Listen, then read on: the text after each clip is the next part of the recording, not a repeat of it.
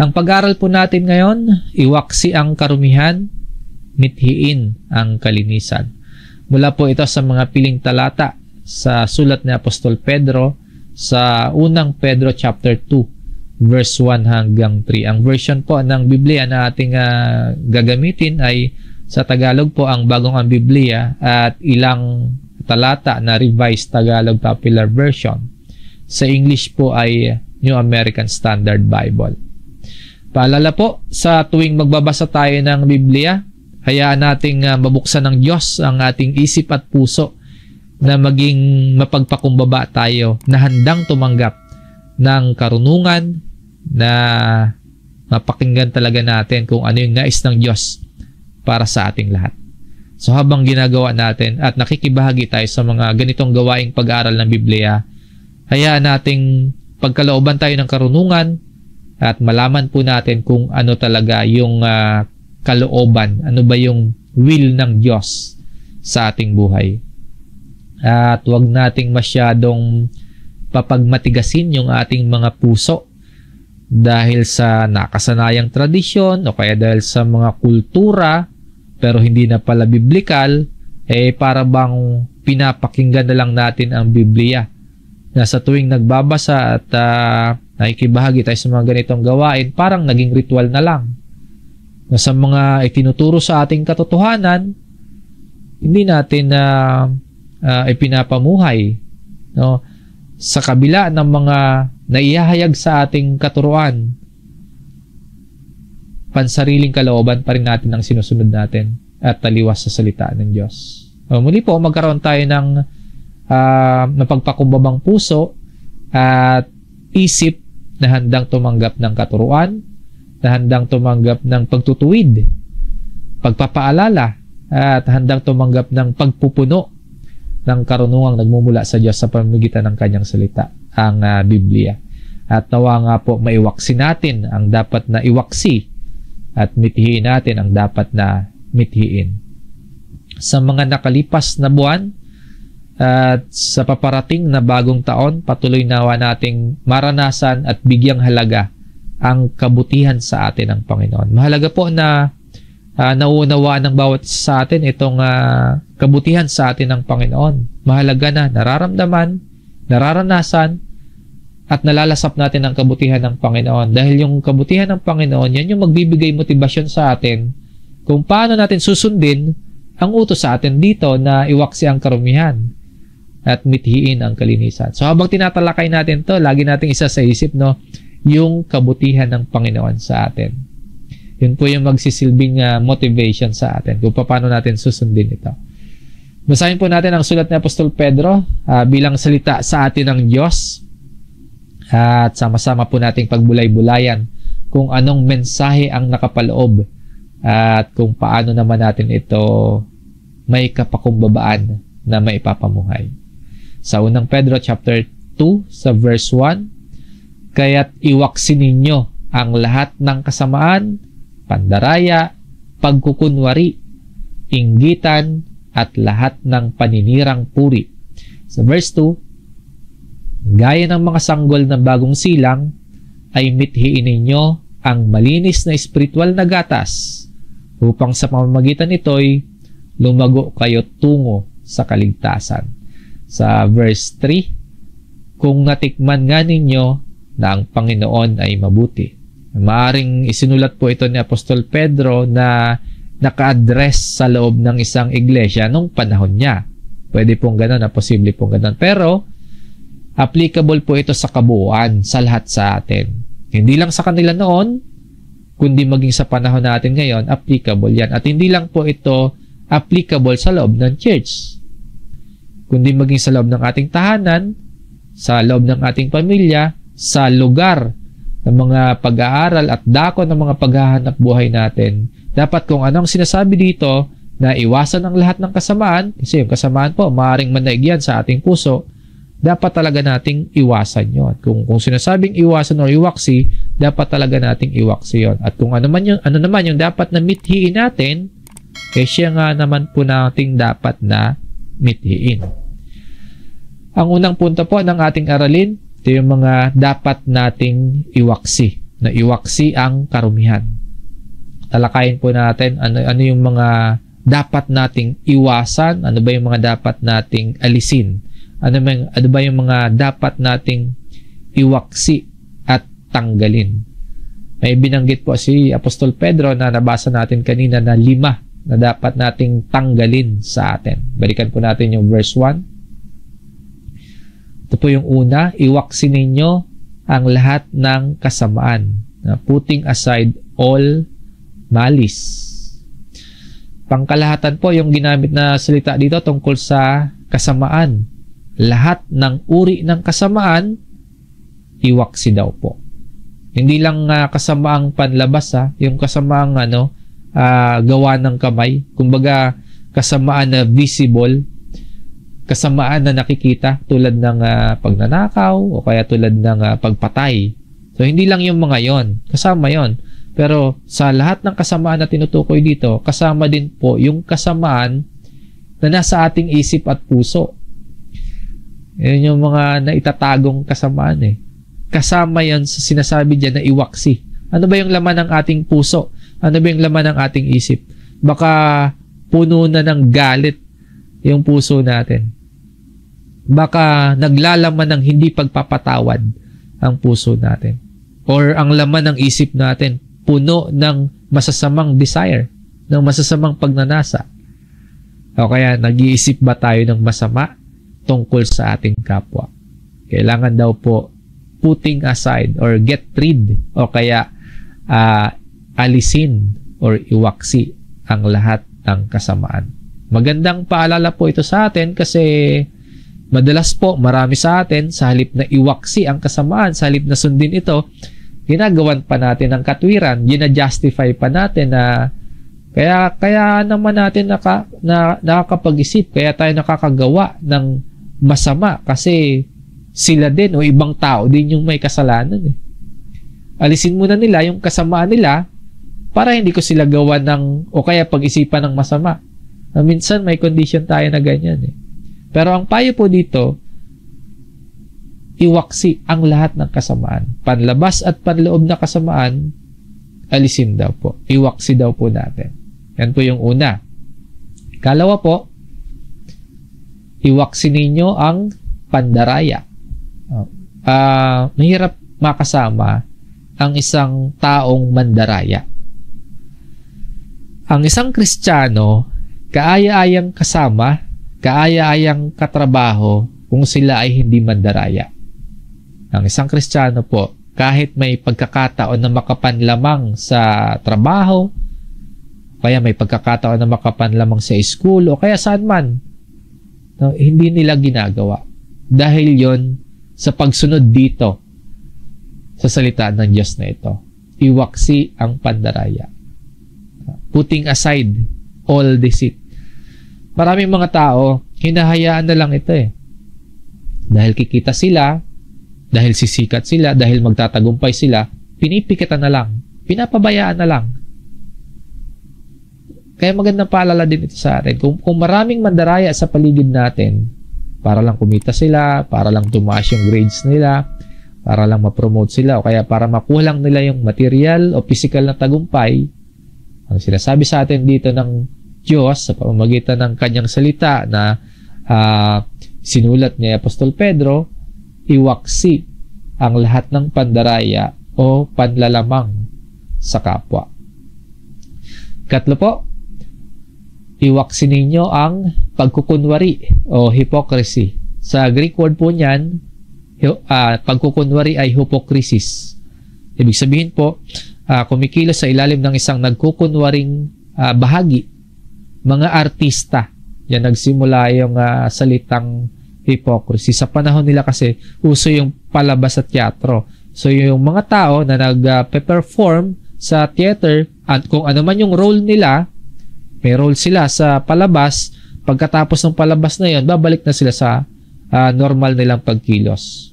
So, naging, merong isang totoong pagkilos, merong normal na pagkilos, tapos pag nandun sila sa teatro, meron silang ina-acting, meron silang piniperform na ibang character. So, doon nagsimula yung salitang hypocrisy, no? Yung hypocrisis. Ngayon, kung sa atin naman po ngayon, yung hypocrisy, napakabuti kung titingnan sa panlabas na aspeto. Magaling makisama sa ibang tao, pero pagdating sa sariling bahay, salbahe. Yun yung hypocrisy. Mabait sa katrabaho, pero sa magulang o kaya sa asawa o sa anak, masama ang pagtrato. Mahusay makisama sa barkada, pero masamang makitungo sa pamilya. Yan yung mga sample ng pagkukunwari. At yung iba, kung titingnan, sa loob ng church, napakabanal.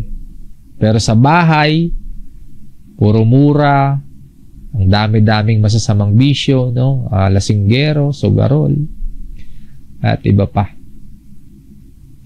Kung tayo po ay mga Kristiyano sa loob ng church, kahit saan po tayo mapunta, manatili tayong Kristiyano. Anumang aral na tinanggap natin mula sa Biblia, panghawakan nating mabuti. Anumang aral na hindi totoo at hindi mula sa Biblia, hindi natin dapat ipangaral, paniwalaan at ipamuhay. Tayo po na naliwanagan ng salita ng Diyos, aakayin natin ang iba tungo sa katotohanan. Hindi po tayo dapat yung maakay patungo sa kasinungalingan. Tapos sasabihin natin, mga mananampalataya tayo.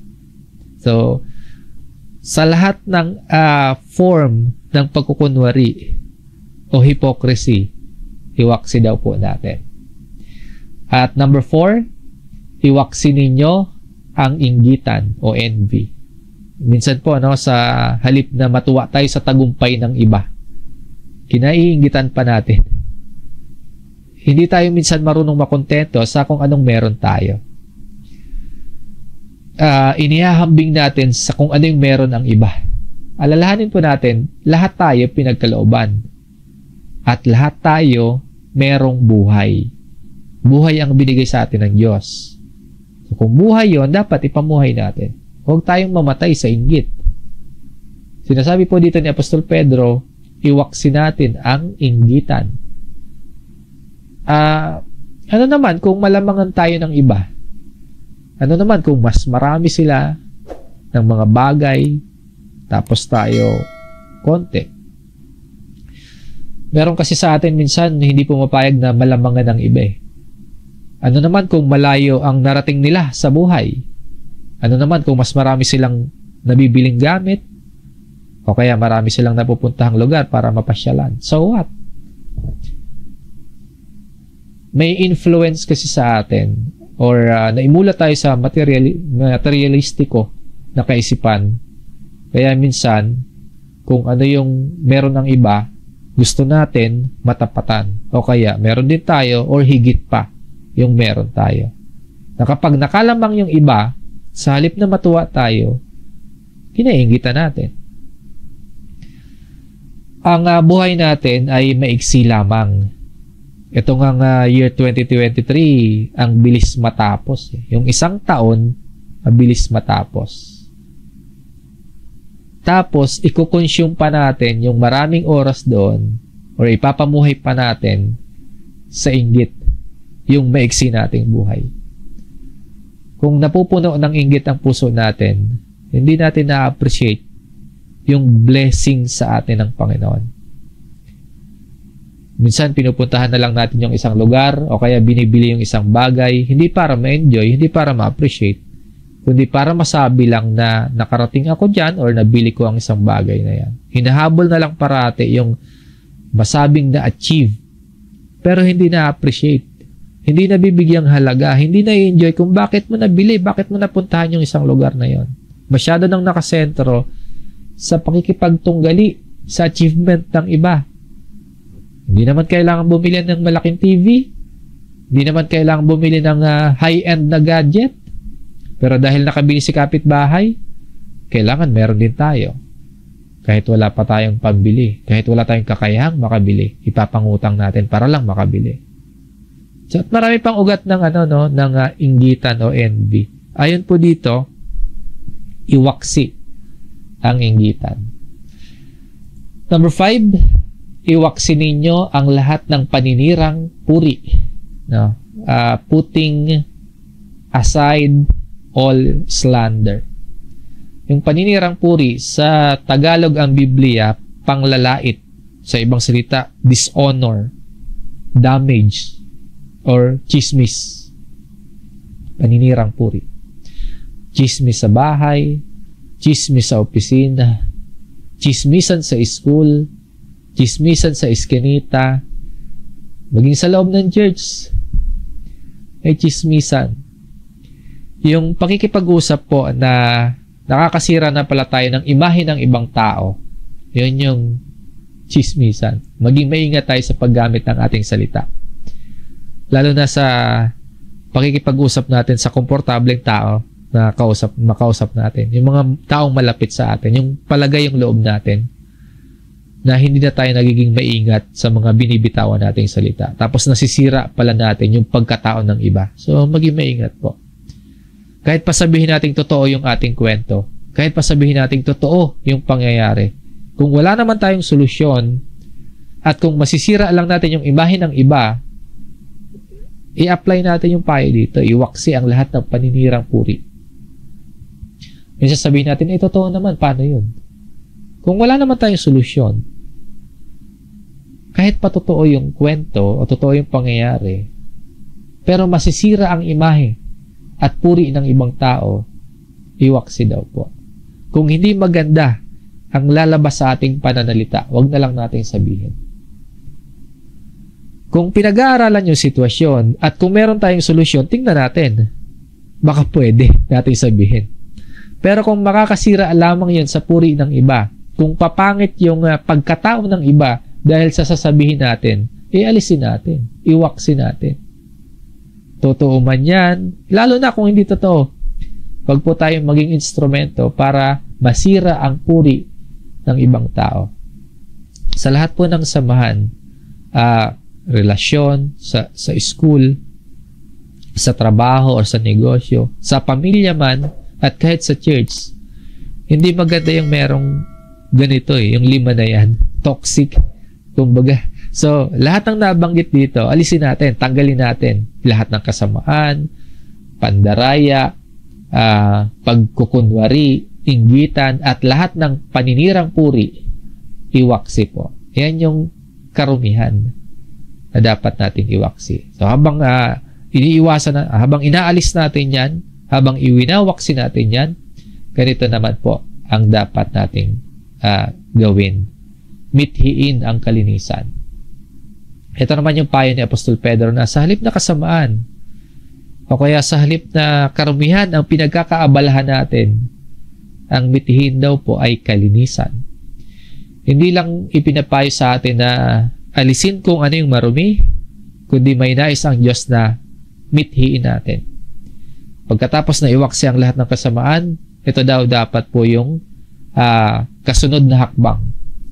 Sa verse 2 ng ating main text, sa sulat ni Apostol Pedro, gaya ng mga sanggol na bagong silang, ay mithiin ninyo, long for, like newborn babies. Sa Revised Tagalog Popular Version ng mithiin ninyo, ang pagkakasalin, kayo'y manabik.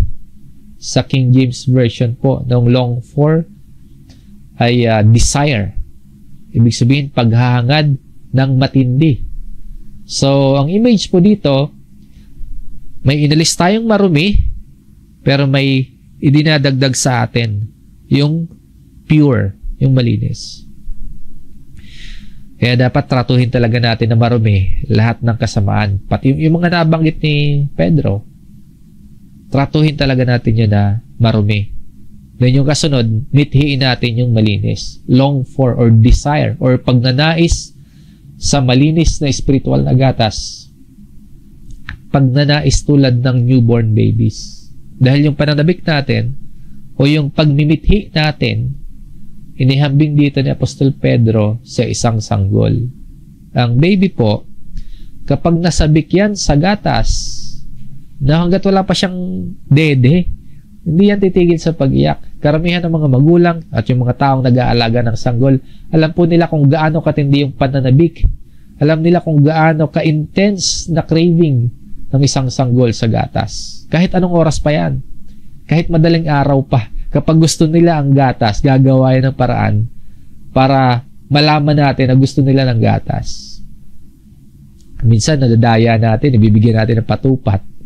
No? Pero pag na-realize ng baby na wala silang gatas na nakukuha, iiyak talaga yan. Ganyan po tayo inihahambing dito. Tulad ng isang sanggol na sasabik o minimithi. Saan po? Ang malinis na spiritual na gatas. The pure milk of the word. Sa talatang ito, makikita din natin na tunay na mabuti ang ating Ama at kabutihan natin ang nais niya para sa atin. Sa literal po kasi sitwasyon, tingnan niyo po, tayong mga magulang, ayaw natin makainom ng marumi yung mga anak natin. Lalo na kung newborn sila, kung baby sila. Ayaw natin na makainom ng mga hindi pure na malinis yung ating mga anak. Ang Ama natin sa langit, ayaw niya din na tayo po ay uminom ng marumi. Ang nais niya, malinis na spiritual na gatas ang mainom natin. Ang nais ng ating Ama, pure milk of the word.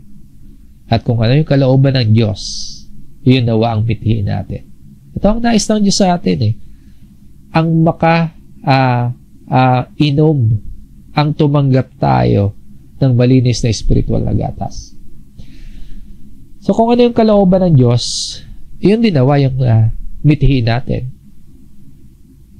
Ang gusto sa atin ng Diyos, pure yung pumapasok sa atin. At ang lahat ng impurities, lahat daw po ng kasamaan, pandaraya, pagkukunwari, inggitan at lahat ng paninirang puri dapat daw po alisin, dapat na iwaksi, dapat na iwasan natin yan. At naiintindihan po natin dito sa Apostol Pedro sa ibig sabihin niya na malinis na spiritual na gatas. Ano ba ibig sabihin niya dyan? Yan yung salita ng Diyos. Kaya sa New American Standard Bible, the pure milk of the word. No, kaparehong kaisipan yan at mensaheng nakapaloob din sa sulat ni Santiago. Basahin po natin itong James chapter 1 verse 21. Kaya't alisin ninyo ang lahat ng karumihan at nalalabing kasamaan at tanggapin ninyo na may kaamuan ang salitang itinanim na may kapangyarihang magligtas ng inyong mga kaluluwa. Na tulad ng sinasabi ni Pedro, sabi din po dito ni Santiago, putting aside, alisin, iwaksi ang lahat ng karumihan at nalalabing kasamaan. At kapag sinabi po ng Biblia na iyan ay marumi, na iyan ay masama, hindi natin kaya at wala tayong paraan para ma-purify natin. Wala tayong kakayahan na sinasabi ng Bible na yan ay masama, na yan ay marumi, magagawa nating malinis. Kahit matagal na po yung kultura, kaya nakasanayan na ng napakaraming tao, kahit lumipas pa yung maraming taon, ang masama at marumi sa Biblia, mananatiling marumi at masama. Ang payo po sa atin, sa halip na yakapin, dahil nakasanayan na natin, ang payo po dito, alisin o iwaksi. Sa halip po na tanggapin yung marumi, ang tanggapin po natin salita ng Diyos. Tanggapin ng may kaamuan. At hindi lamang po tayo basta iniligtas o yung ating kaluluwa ay iniligtas ng Diyos. Kundi nais po ng Diyos na lumago tayo tungo sa kaligtasan. Balikan po natin yung sulat ni Apostol Pedro sa chapter 2 verse 2. Upang sa pamamagitan nito'y lumago kayo tungo sa kaligtasan. So, hindi lang tayo basta iniligtas, kundi mag-grow tayo. Lumago tayo tungo sa kaligtasan. Ang kaligtasan natin, kabutihan niya ng Diyos Simula sa simula, ipinangako ng Diyos na isusugod niya yung kanyang anak. At ang sino mang sasampalataya, maliligtas. At ang lahat ng sumasampalataya, araw-araw binabago ng Diyos para maging karapat dapat sa pagharap sa muling pagparito ng Panginoong Hesus. Lahat ng iyon, yung proseso na iyon, biyaya iyon ng kabutihan ng Diyos. Sabi nga po ni Apostol Pablo sa kanyang ikalawang sulat sa mga taga-Korinto, we are being transformed from glory to glory. At Diyos ang may kalooban nun. Nais ng Diyos at ginagawa ng Diyos na lumago tayo sa ating kaligtasan. So ano naman yung role na dapat nating gampanan? Yung pala yung nais ng Diyos na lumago tayo tungo sa kaligtasan. So ano naman yung dapat nating gampanan? Paano ba natin iinumin or paano ba natin kakainin ang salita ng Diyos upang lumago tayo tungo sa kaligtasan? At tulad ng madalas po nating paalala sa isa't isa, basahin ang Biblia. Pinili po ng Diyos na ipahayag ang kanyang salita in written form. Hindi man natin agad-agad maunawaan, hindi man natin agad lahat-lahat maintindihan, pero ipanalangin natin na sa tuwing magbabasa tayo ng Biblia, ay patuloy na ihayag sa atin ng Diyos kung sino siya, ano yung mga katangian niya, at kung sino tayo, gaano natin siya kakailangan. Gaano natin siya kakailangan at paano ba natin dapat ipamuhay itong buhay na kaloob sa atin ng Diyos.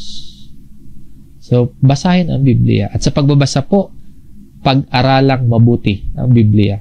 Di lang basta babasahin, kundi pag-isipan, pagnilayang mabuti, unawaing mabuti. Ano ba yung sinasabi sa iyo personally ng Diyos sa pamamagitan ng binabasa mong salita? Ano ba ang ibig sabihin ng mga nababasa natin at paano natin ito matatandaan hanggang sa may apply natin ito sa ating pang-araw-araw na pamumuhay? Kaya mahalaga po itong mga gawain natin ito. Hindi lang po itong online kundi bawat mga pagtitipon natin, mga lingguhang pagsamba, mga Bible studies natin, dito natin sama-sama na pag-aaralan yung mga piling talata sa Biblia. Mahalaga yan. Lagi tayong makibahagi. Tumulong tayo na mapangisawaan yung mga pag-aaralan ng salita ng Diyos. At sa pagbabasa po at pag-aaral ng Biblia, lasapin natin ang salita ng Diyos. Lasahan natin ang salita ng Diyos. Ang paghahambing po ng salita ng Diyos sa gatas, nagtuturo sa atin na ang salita ng Diyos ay hindi lamang para magkaroon tayo ng kaalaman, kundi upang mapunuan ang ating buhay habang nakikilala natin ang Diyos na may likha ng lahat at magkaroon tayo ng tamang direksyon patungo sa pagtamo ng dakilang biyaya ng Diyos, ang kaligtasan. Ang salita ng Diyos ang magpapalusog sa isang Kristiyano para lumago tungo sa kaligtasan. Yung mga sanggol po o bata, gusto niyan lumaki sila. Gusto ng mga bata, gusto ng mga sanggol mag-grow. Tayo po kaya na malalaki na, tayo po na sapat na ang isip. Baka nag-isip tayong paurong, no? Sa halip na mag-grow tayo, mag-move forward tayo, baka paurong tayo kaya huminto na tayo sa paglago. Ang paglago po natin habang may buhay pa tayo dito, never ending yan. Ang pag-grow natin, habang may buhay pa tayo, tuloy-tuloy yan. Kaya hindi tayo maaaring tumigil o kaya hindi tayo pwedeng magsabi na hinto na tayo sa paglago, na naabot na natin yung hangganan, na hanggang dito na lang tayo. Habang buhay pa tayo, habang may buhay pa tayo, never ending ang pagkakataon para tayo lumago tungo sa kaligtasan. Basahin, pag-aralan, at lasapin ang salita ng Diyos tulad ng isang sanggol. Yan yung kailangan natin para lumago tayo. So bakit natin iwawaksi ang karumihan at mimithiin naman ang kalinisan? Sa verse 3 po ng sulat ni Pedro, kung natikman nga ninyo na ang Panginoon ay mabuti, if you have tasted the kindness of the Lord. Tatalikuran, iiwanan natin ang lahat ng karumihan at mimithiin natin yung kalinisan dahil naranasan natin ang kabutihan ng Panginoon. Ito pong kung or if, nagpapahiwatig ito sa atin, itong mga salita na ito na natikman na natin ang Panginoon ay mabuti. Ang salin nito sa itong talatang ito sa Revised Tagalog Popular Version, sapagkat sinasabi sa kasulatan, naranasan na ninyo ang kabutihan ng Panginoon. Etong kung natikman nga ninyo na ang Panginoon ay mabuti, Sa Revised Tagalog Popular Version, naranasan na, tasted, natikman na. Mula po ito sa Psalms chapter 34 sa verse 8. Tingnan mo at lasapin ang kabutihan ni Yahweh. Mapalad ang mga taong nananalig sa Kanya.